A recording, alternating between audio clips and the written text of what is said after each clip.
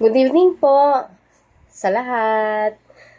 Ako po si Bukang Liwayway, Chieftain Administrator ng Limuntado, Dumagat of NCR and Province of Rizal, isang organisasyon ng Dumagat, Limuntado, tribo ng NCR at Province ng Rizal. Sa gabing ito, ako ay nagpapasalamat sa Panginoon sa kabutihan niya sa bawat isa, sa aming mga kasamahan, mga leader committee ko po dito sa aming organisasyon ay biyaya ng Panginoon sa binibigay niya sa amin, good health po at protection sa bawat isa. Ako po ay nagpapasalamat sa gabing ito dahil nabigyan po uli ako ng Panginoon ng pagkakataon upang dugtungan ko po ang aking vlog po. Ngayon ay pangatlo na pong vlog ito. It is a continually po sa vlog 1 and vlog 2 po. But first of all po, ako ay nagpapasalamat kay Inday VP Sara Duterte sa lahat pong support at sa lahat pong pag-unawa at sa lahat pong at laban po na para naman po sa amin, kabilang po sa amin. At sa Family Marcos po ay kayo po'y bahagi ng aming advocacy po bilang isang tribo dahil po sa aming mga ninuno ay malaki pong naitulong po ng Family Marcos noon kay side po ni Senior Marcos. At then, hanggang ngayon po amin po yan tinatanaw ng pasasalamat po sa Family Marcos. But right now po, kami ay nagpapasalamat sa Inday VP Sara Duterte kasi siya po yung nandyan po, yung family Duterte po ang naggabay sa amin, tumulong sa amin para po sa laban namin na ito. Not financially, but emotionally, kahit ganun, dyan po siya sa ganyang sitwasyon, still support po siya sa amin. So, nagpapasalamat po ako kay Inday VP Sara Duterte po. And now, ako po ay nagpapasalamat din po sa nagbigay po sa akin ng gift. Nagbigay po siya sa akin ng 1,800 plus. But then, money po siyang binigay niya. Ako naman ay, syempre, ay gusto ko na naman, marami pong gagastusin sa dokumento. Pero, syempre, gift niya po yun sa akin. So, I brought one dress para naman masiyahan naman siya dun sa binigay niya po sa akin. So, I brought this one. A gift from her mom, from my mommy.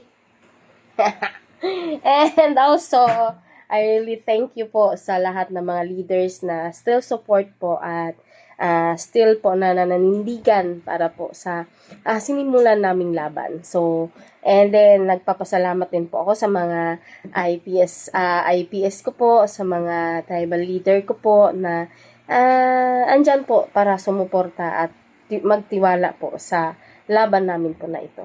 And then, itong pong mga vlog namin, hindi po ako kasi yung totally talaga na very good for English grammar o sa ano, pero meron po kasi akong partner na ano po siya, scholar po siya ng Panami noon, ngayon ay NCIP.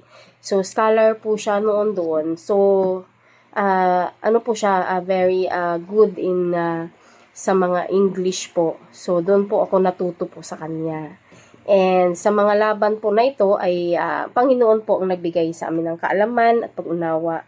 At sa lahat ng proseso po ng mga dokumento namin, ito po ay binigay po ng Panginoon sa amin ng kaalaman po. So then, sa lahat po ng suporta at prayers po ng aking pastors, aking mga pastors, at sa kapatid ko pong pastor din na patuloy pong sumusuporta sa akin by prayers sa aking mga anak at sa lahat ko pong mga kapatiran. Salamat po sa patuloy ninyong suporta sa akin by prayers po.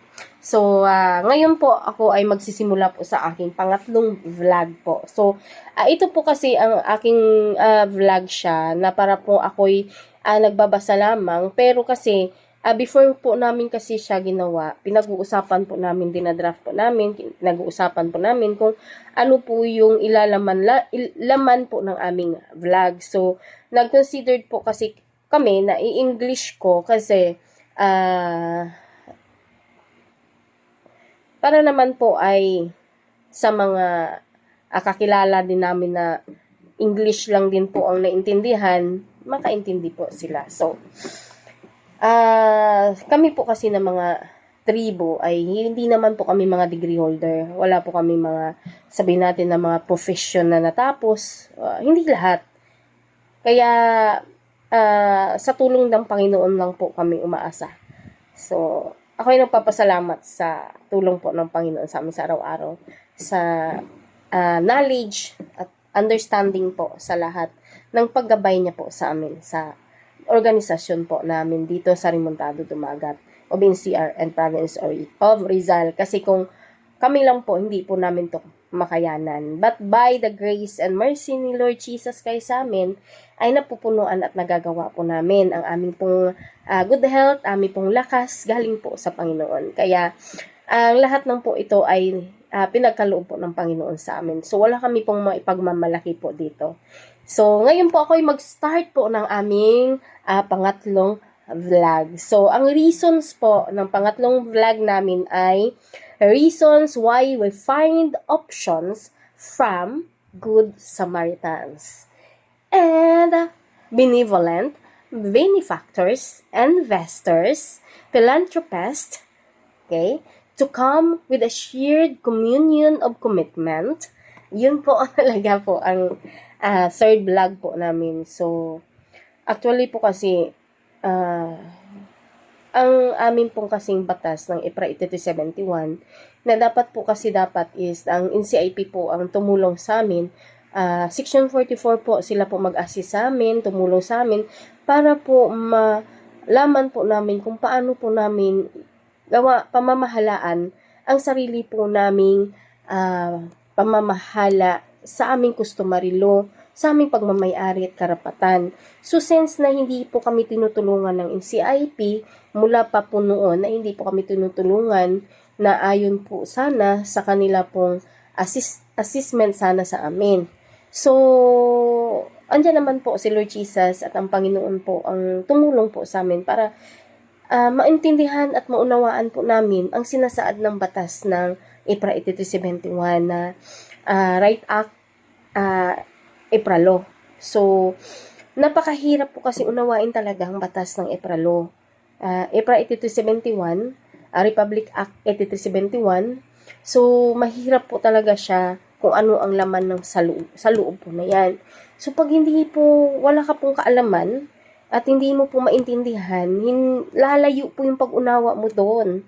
So, ako kasi, pagka hindi ko po siya maintindihan, I just nag-kneel po ako to pray sa Panginoon para ako'y bigyan po ng kaalaman at pag-unawa po. Kasi, ang batas po na ito ay ibinigay po at isinulong po at inaprubahan po para po sa katulad ko na tribo po na nangailangan po ng kaalaman kung paano po ilaban ito. So, naayon po kasi sa batas namin ng EPRA 8371, tayong mga tribo po kasi dito po kasi sa dati po kasi naniniwala talaga ako na kailangan po yung protocol na kailangan po yung NCIP magkilala talaga sa atin.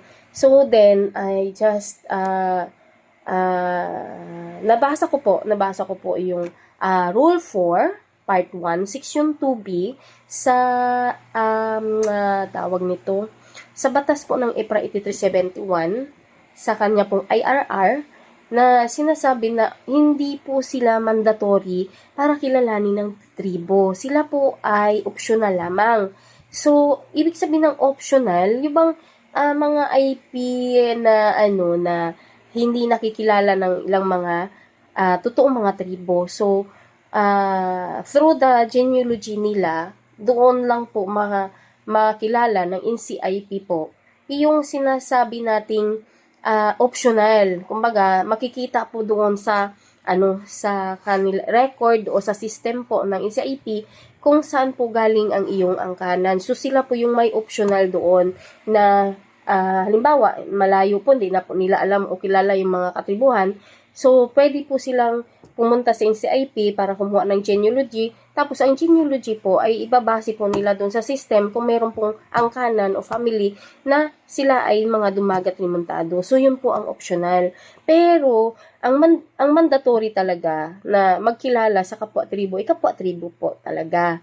So, then, naano ko po na kailangan talaga na ma-recognize ang aking angkanan. So, then, pumunta po talaga ako sa aking mga angkanan and then, pinakita ko sa kanilang history ng aking mga great-grandfather and mostly po sa kanila ay nakaalala po doon. So, ako'y nagpapasalamat din sa Panginoon dahil hindi ako napunta doon sa optional. Kasi talaga po ako'y kinalala po talaga ng aking mga angkanang katibuhan ng dumagat limuntado. So, yun po yung basihan. Bakit po ako lumalaban? And then, also po, ang sinasabi po kasi nila na kailangan ay ma-recognize muna ng NCIP yung domain namin. Actually po, sa Section 44, sila po yung mag-a-assist lang. Sila po ay tutulong sa amin para makilala ang aming karapatan at protektahan ang aming karapatan, ilaban po ang aming karapatan. So, doon lang po sila sa Section 44. Kami po sa Section 13 po na sinasabi po diyan na self-governance, kami na pong mamamahala. At ayon po sa Section 17 na kami po ay desisyon na po namin yan, na kami na po ang mamahala.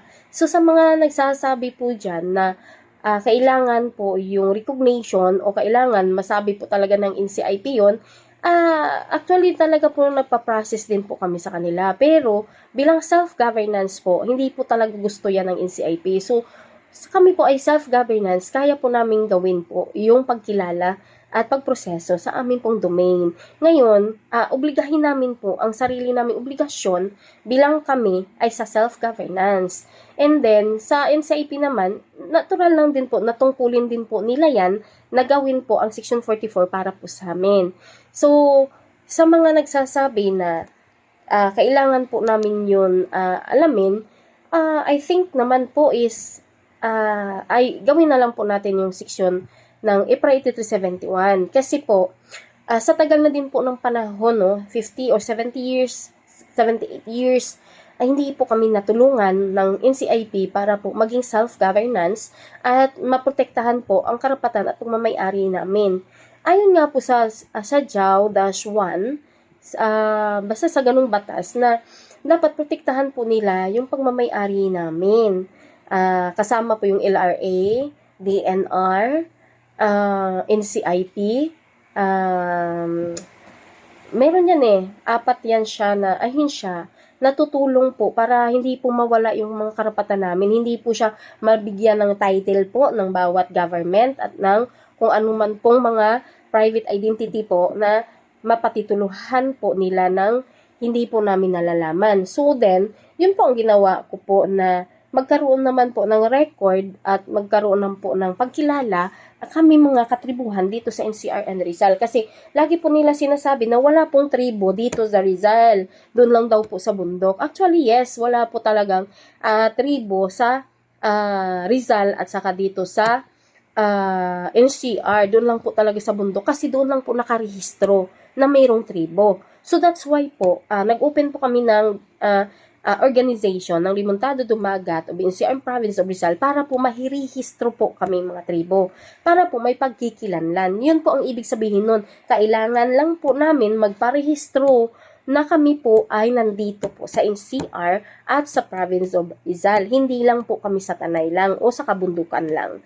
So, yun po ang ibig sabihin ng batas na yun. So, actually po, lahat po ng nasa mga legal po at mga professional na may mga degree po, actually po, lahat na po ng lawyer, siguro naman po, nadaanan yun ng pag-aaral ninyo. Bago po kayo naging law, alam po ninyo yung batas. Lalo po nakaupo po sa NCIP.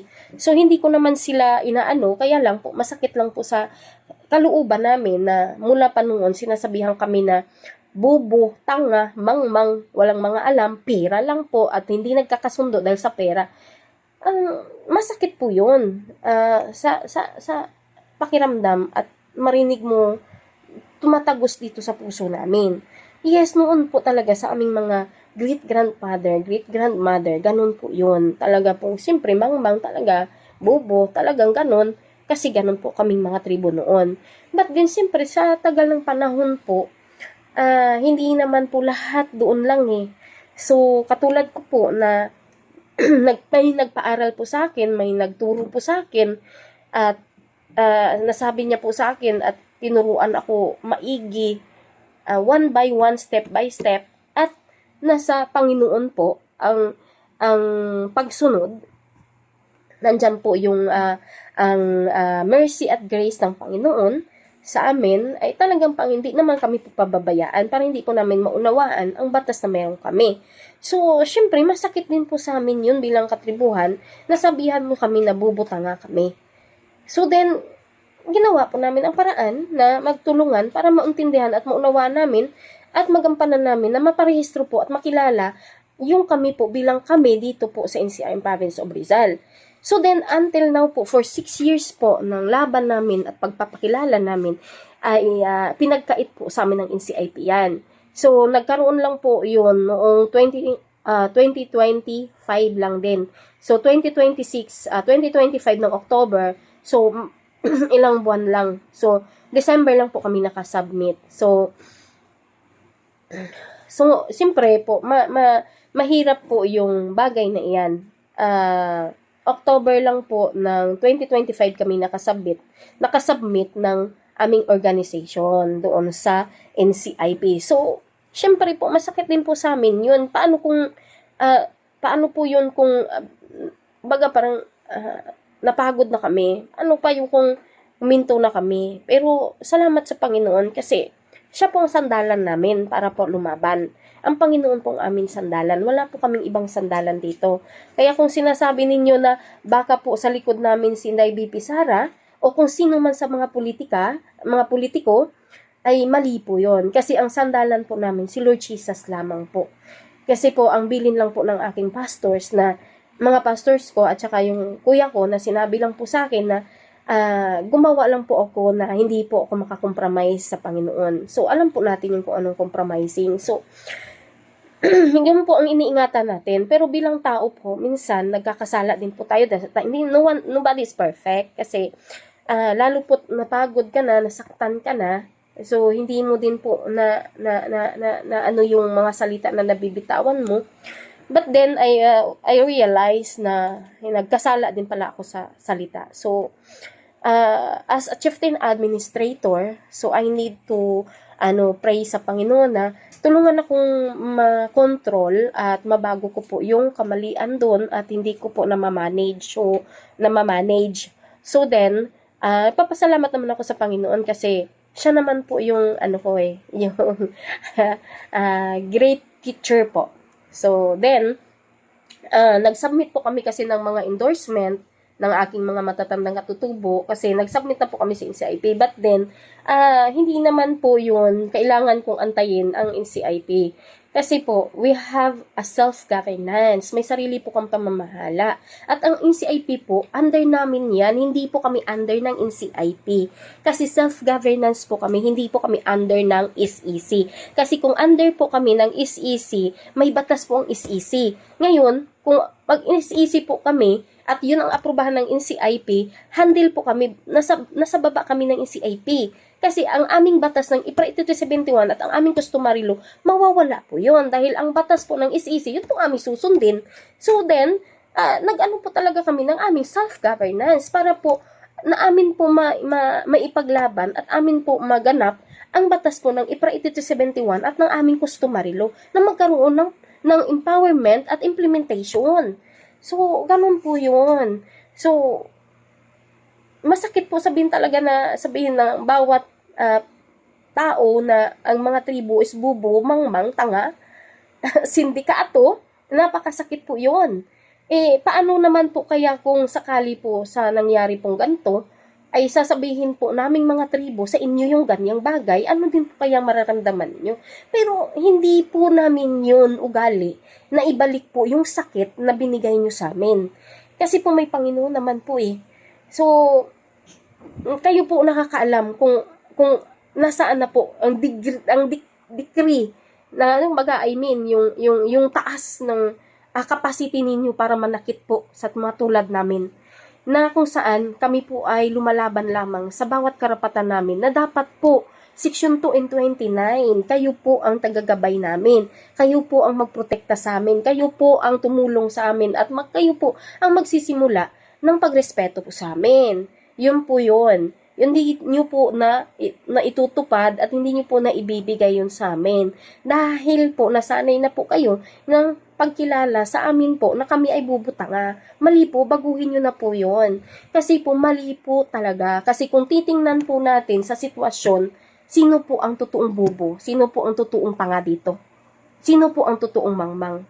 Pero ayaw po namin makasakit kasi kami pong mga tribo dito na dumagat remontado ay hindi po kami tinuruan para po manakit ng kapwa namin, at ayon po sa customary law namin ay marunong kami rumispeto sa mga nakakatanda sa amin.